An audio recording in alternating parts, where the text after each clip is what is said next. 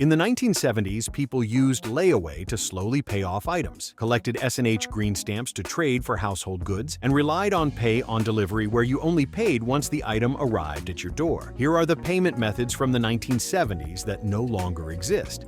The manual credit card imprinter.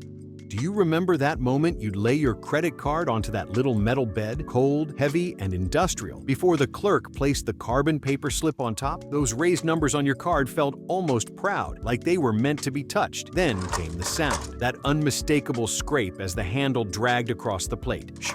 And then again, you didn't swipe anything in the 70s. You made an impression, literally. The machine pressed your card's numbers into 3 layers of paper, one for you, one for the merchant, one for the bank, and that imprint mattered. It was proof you existed, proof you were trustworthy, proof you meant to pay. The clerk didn't rely on a network. They compared your signature with the one on the back of your card, eye to eye. Today, you tap your phone against a terminal without even stopping your step. A beep replaces the sound that once echoed through every department store. So, tell me, do you remember how satisfying that heavy sliding motion felt? And while the manual credit card imprinter, sometimes called the knucklebuster, ruled department stores and gas stations, the world of everyday shopping relied on something even more personal. Paper checks at the grocery store.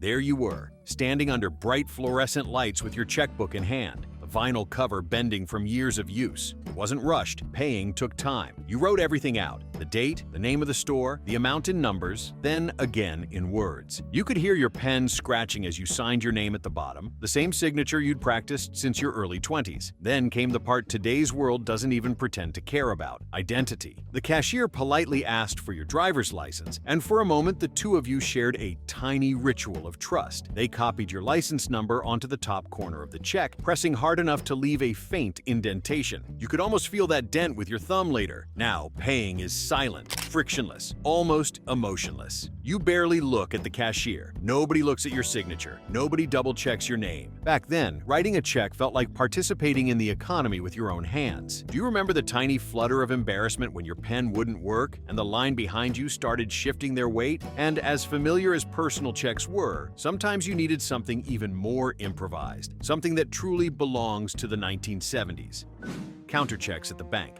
You used these when life surprised you. Maybe you forgot your checkbook. Maybe you used your last check without realizing it. Or maybe you were simply caught in one of those beautifully ordinary inconveniences the 70s seemed full of. You'd walk into the bank, smell that blend of ink, paper, and polished wood, and ask the teller for a counter check. They slid you a blank white form. No name, no address, nothing tying it to you except what you wrote on it. You carefully printed your account number, hoping you didn't invert a digit. Then you filled out the rest with neat handwriting because a mistake meant starting over. Merchants accepted these without hesitation, not because they were secure, but because your community trusted the people who banked with them. Banks were local, stores were local, trust was local. Compare that to now, where we verify a $2 purchase with text messages, alerts, chips, biometrics, and fraud checks. Back then, a handwritten account number was enough. Do you remember the anxiety of writing those numbers slowly, hoping you hadn't forgotten them? And while counter checks were a safety net, another system offered something the 70s took pride in: brand loyalty. Gas station credit cards. Pulling into a gas station in the 1970s wasn't anything like the silent self-pump routine you do today. You'd roll in, stop at the pump, and an attendant in a crisp, slightly oil-smudged uniform walked up with a smile. "Fill her up?" he'd ask. And as he worked, he'd clean your windshield with long, practiced strokes, sometimes even check your oil. Then you handed over your gas station credit card, thinner than a bank card, almost flimsy, printed with the bright logo of your chosen brand. Texaco, Shell, Gulf. These cards didn't work anywhere else. They weren't part of a global network. The attendant took it back to a small booth where he wrote down the numbers or ran it through a miniature version of the imprint machine. That was it. No electronic verification, no instant approvals. The trust flowed through the brand itself. And in return, you felt like a regular, a known face. Today, the entire process is a machine-to-machine handshake. Cold, fast, forgettable. Do you remember how oddly light those gas cards felt in your wallet? And while gas cards gave you a sense of belonging on the road, another vanished payment method offered you something more emotional: the slow building joy of paying for something over time. Layaway payments. There was nothing like the feeling of walking into a department store, Sears, JCPenney, Montgomery Ward, and choosing something you wanted but couldn't quite afford in one go. Instead of swiping a credit card you didn't have, you took it to the layaway counter tucked in the back of the store, behind the hum of stockroom doors. You gave the clerk a small deposit, real cash or a handwritten check, and watched as they tagged your item and slid it into a bin with your name taped to the front. It waited for you week after week, like a promise you were slowly earning. Every payday you'd return. The clerk sometimes recognized you, offering a nod or a small smile. You handed over a 5, a 10, maybe a 20. They wrote the new balance on your card with a blunt pencil, the numbers smudged from so many updates. There were no interest fees, no algorithms tracking your spending. It was you, your patience, and your commitment. When you made the final payment and the clerk pulled your item from the bin, it felt like an accomplishment, not a debt. Do you remember the weight of that last receipt and the little swell of pride in your chest? And while layaway taught you discipline, the next method on this list depended on pure human trust. Charge plates. Before credit cards became the universal passport to purchasing, you might remember those little metal or plastic charge plates that stores issued, tiny rectangles, often with your name and account number stamped into them like a miniature license plate. Some were even hinged with a small leather or vinyl cover, the kind you'd snap open with your thumb. Using one felt oddly ceremonial. You walked into a department store, maybe Bamberger's, Macy's, or Montgomery Ward, and when you reached the counter, you didn't hand over cash. You handed over this small, weighty token that felt almost like a secret key to the store. The clerk placed it into a raised metal tray that held an inked ribbon or carbon slip, pressed down, and lifted it again to reveal your embossed details on the sales slip. You were literally leaving your imprint with every purchase. And because store charge plates only worked at one location or chain, clerks knew their regulars. Your face and your account number became familiar. Today, loyalty is tracked by barcodes, rewards apps, and algorithms, not faces, not names, not actual recognition. Do you remember the click that little plate made when the clerk closed it back into its cover? And while store charge plates created a sense of membership, the next item on this list handled small, everyday pleasures with a kind of elegance that doesn't exist anymore. Bank passbook withdrawals. You didn't swipe a debit card in the 70s because there were no debit cards. What you had was your bank passbook, that small, thick booklet with stiff, cream-colored pages where tellers recorded every deposit and withdrawal by hand or machine stamp. And in many towns, you didn't just use your passbook to take out cash. You used passbook withdrawals as a kind of unofficial payment method, especially for paying rent, utilities, or large in-person bills. You'd walk into your bank, hand over your passbook, and say how much you needed. The teller typed the numbers into a clacking machine, stamped the transaction into your book, and handed you cash. It felt official, personal, almost ceremonial, and that cash was your payment method. Today, your bank record is invisible, floating in a cloud, never touched, never stamped, never physically acknowledged by another human. Do you remember the warm, rhythmic ka-chunk of the passbook printer stamping your balance? And while passbooks were safe and structured, the next method was the polar opposite, a bold, fast-moving system built for travel and emergencies. Traveler's checks.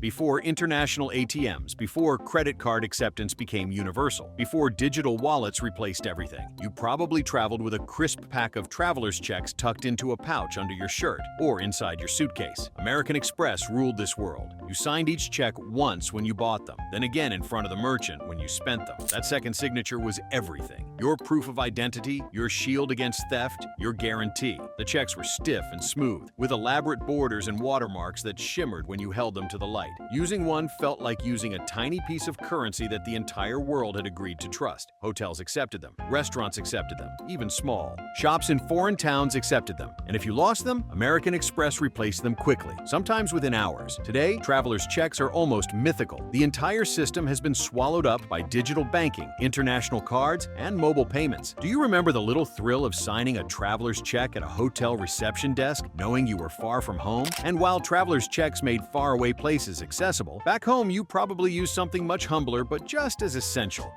utility payment coupons and bill stubs.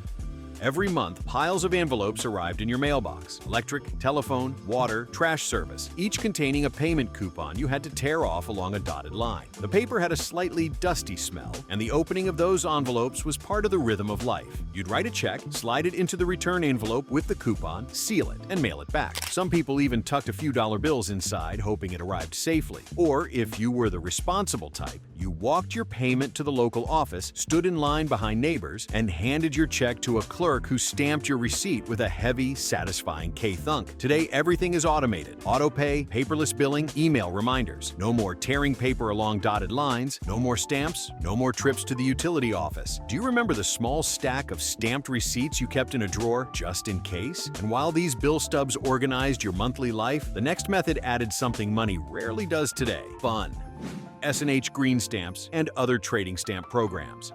Technically, stamps weren't a payment method, but they were a payment supplement, and you might remember treating them like currency. Whenever you bought groceries, gasoline, or household goods, clerks handed you sheets or strips of trading stamps. The most famous were S&H Green Stamps, but there were blue chip stamps, plaid stamps, top value stamps. The list goes on. You took them home, licked the back, although they tasted faintly like old gum, and pressed them into thick paper books. Each full book felt like a small treasure, your own earned purchasing power. Then came the redemption center. Walking in with your stack of filled books felt like entering a secret shopper's heaven. Blenders, radios, camping gear, toys, everything behind the glass cases sparkled with possibility. Today, loyalty points are invisible digits on a digital dashboard. No books, no stamps, no ceremony. Do you remember that soft ripping sound when you tore a strip of stamps from the roll? And while stamps brought delight to everyday purchases, the next method was built on urgency and timing. Western Union telegram payments. Most people remember telegrams as messages, but in the 1970s, Western Union telegrams could also be used to send money. Fast, faster than mail, faster than banks. You'd walk into a Western Union office, fill out a yellow form, and hand over cash. The clerk typed your message into their machine and transmitted it across the network. On the other end, the recipient picked up the payment at a local office, cash in hand. It was the 70s equivalent of a wire transfer crossed with a text message, and you knew the moment you walked into a Western Union office. The air smelled like warm paper, electricity, and urgency. Today, instant transfers happen silently inside your phone. No forms, no clerks, no clacking teletypes. Do you remember the nervous energy in a Western Union office? Like something important was always happening? And while telegram payments moved money quickly across distance, the next system handled small, daily transactions with a simpler, lighter touch. Bus tokens and transit payment coins.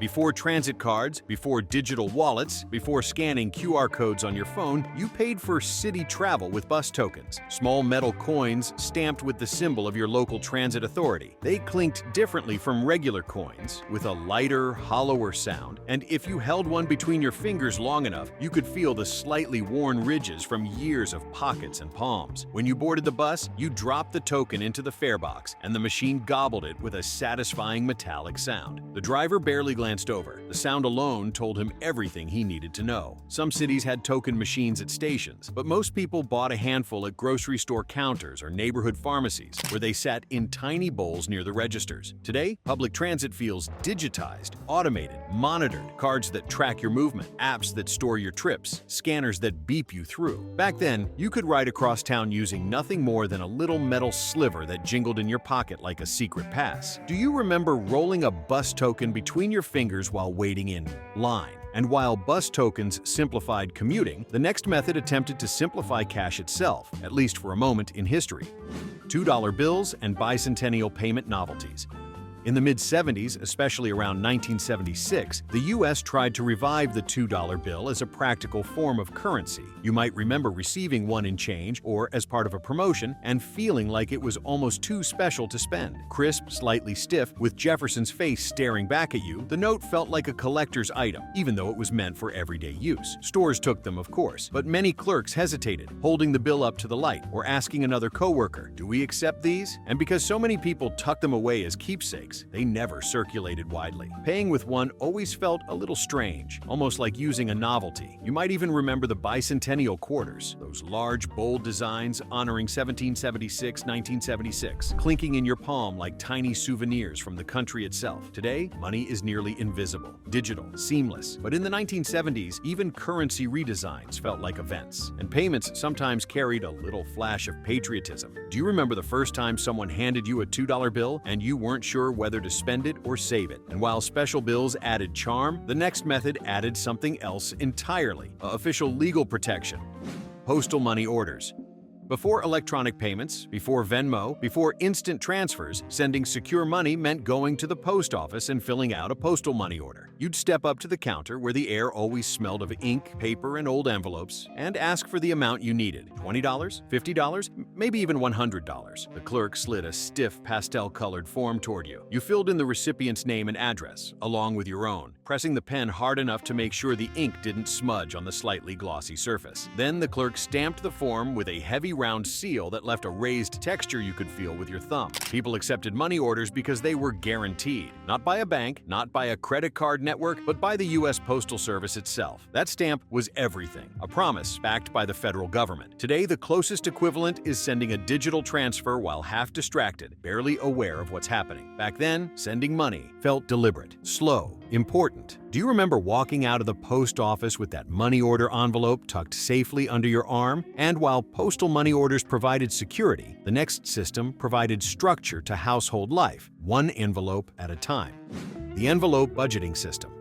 Before online banking, before budgeting apps, before scrolling through lists of digital transactions, you managed your spending with envelopes, real ones, made of paper, labeled with trembling pencil handwriting. Groceries, rent, gas, entertainment, emergency. Each payday, you took your cash, maybe pulled from your passbook at the bank, and sorted it into those envelopes. That was your entire payment system. Every purchase meant reaching into the correct envelope, feeling the soft, worn bills, and counting them out. Groceries? The grocery envelope. Gasoline? The gas envelope. School supplies? The miscellaneous envelope you kept in the back of the drawer. And when an envelope was empty, that was it. No overdrafts, no credit lines, no buy now, pay later. Just a clear, physical boundary. Today, money moves without form. You swipe and tap without seeing anything vanish. But in the 70s, payment meant subtraction you could actually feel. Do you remember the mix of pride and dread when an envelope ran low? And while envelopes helped you stay in control, the next method helped businesses stay in control of who owed what.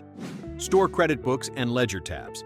Before digital point-of-sale systems, before customer accounts lived in databases, local shops kept credit books, small ledgers behind the counter where the clerk wrote down what you bought and what you owed. Small towns relied on them, corner groceries relied on them, hardware stores relied on them, and so did many families. Maybe the clerk knew your parents, maybe they knew your paycheck schedule, maybe the store was part of the rhythm of your life. You walked in, picked up your groceries or supplies, and the clerk flipped open the ledger, licking their thumb to turn the page. They wrote your name, the date, and the amount, often alongside little notes like paid Friday or balance due next week. There was no card, no plastic, no fees, just trust and handwriting. Today, the idea of walking into a store and walking out without paying instantly feels impossible. But in the 70s, store credit was community glue. Do you remember seeing your name written in a ledger, as if you were part of the store's history? And while store credit books bound communities together, the next payment method bound workers to a very specific kind of payday: paychecks and pay windows.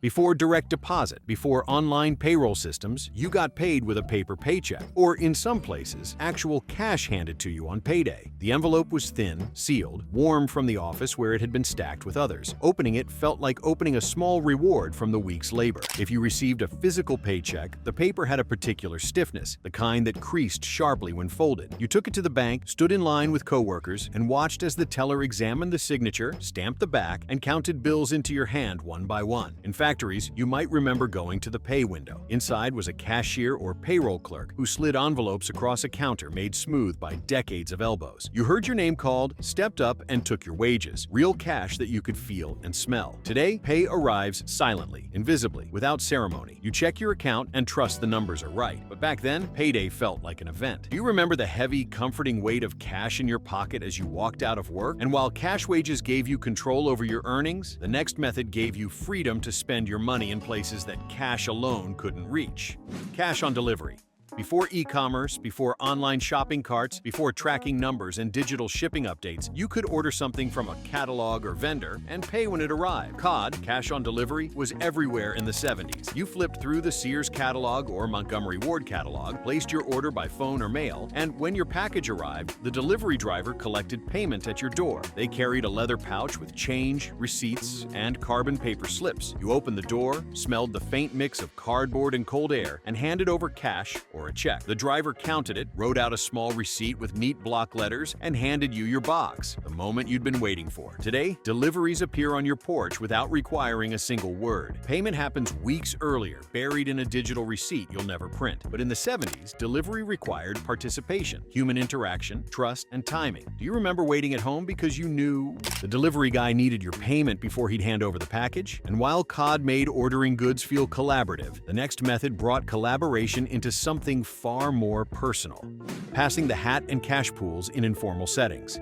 Before crowdfunding, before digital split pay apps, before group payment links, you contributed to causes, celebrations, emergencies, and community events by literally passing the hat. At church, at schools, at work, at neighborhood gatherings, someone held out a hat, a basket, or a coffee can, and people dropped in loose change, folded bills, sometimes even check. The sound was unmistakable: the soft clatter of coins, the whispery scrape of bills sliding against each other. Contributions were anonymous, heartfelt, simple. These collections paid for school uniforms, medical bills, funeral costs, community events, or just a coworker's birthday gift. It was grassroots financing at its most human. Today, group contributions are digital, traceable, and sometimes awkwardly public. But back then, giving felt private, physical, and sacred. Do you remember the warmth of dropping money into a hat and knowing you'd help someone right there in your community? And while these informal payments showed human generosity, the next system brought structure and reliability to small purchases: coin-op machines and exact change payments.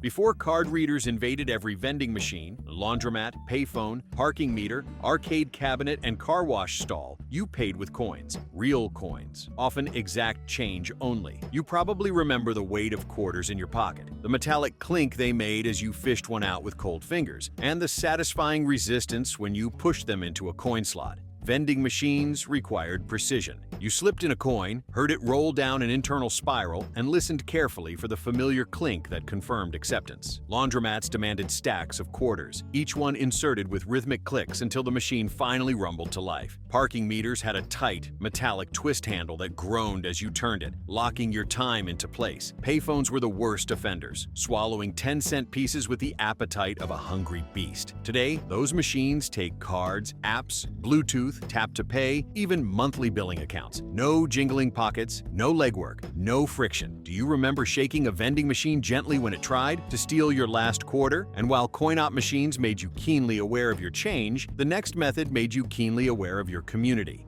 local bank drafts and wire requests.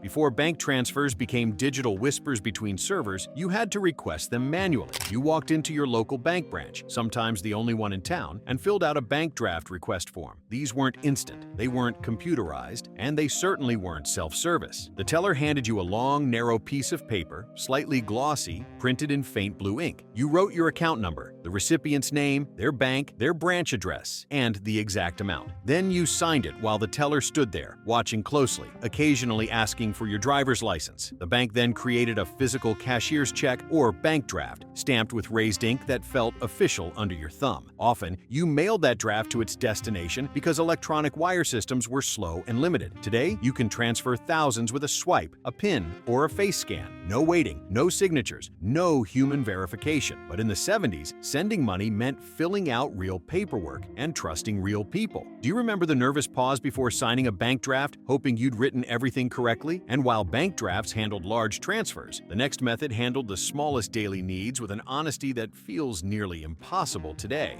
IOUs, handwritten debts on scrap paper. Back then, when you owed someone a couple dollars, or when a friend spotted you lunch, you didn't open an app or ping a digital request. You wrote an IOU, sometimes on a napkin, sometimes on the corner of a page torn from a notebook, sometimes on the back of a grocery receipt. Your name, the amount, maybe the reason, maybe the date. Nothing official, nothing secure, just trust and handwriting. Bars kept IOU tabs. Diners kept them. Small town stores sometimes accepted them in emergencies. A neighbor would mow your lawn and you'd write 10. Promised to pay Friday on a scrap of paper and tack it to the fridge with a magnet. And people honored them, not because the paper had power, but because your word did. Compare that to today's world of apps that notify, record, track, and enforce every penny. No forgetting, no ambiguity, no wiggle room for human error or human kindness. Do you remember digging a folded IOU out of your pocket and laughing because you had forgotten all about it? And while IOUs were casual and personal, the next system was formal and structured, especially for households trying to stay afloat.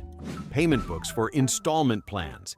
When you bought a washing machine, a TV, a sofa set, or even a refrigerator in the 70s, you didn't finance with a credit card. You got a payment book, a thick pad of tear-off slips, each representing a month's installment. Each page had the date, the payment amount, your account number, and sometimes a little square for the clerk's stamp. You tore out the slip for the month, tucked your check or cash inside the payment envelope, and either mailed it or delivered it in person. The company stamped your book to confirm payment. That stamp felt like progress, like chipping away at something big, one month at a time. The book lived somewhere obvious, a kitchen drawer, a desk organizer, maybe the top of the fridge, a constant reminder of responsibility. Today, your recurring payments hide inside apps and auto-pay systems, invisible, effortless, easy to forget. But in the 70s, you physically saw your debt shrinking, page by page. Do you remember flipping ahead in your payment book to see how many months you had left? And while installment books tracked long-term commitments, the next system handled quick, anonymous payments in public spaces, payphone coins and long-distance calls.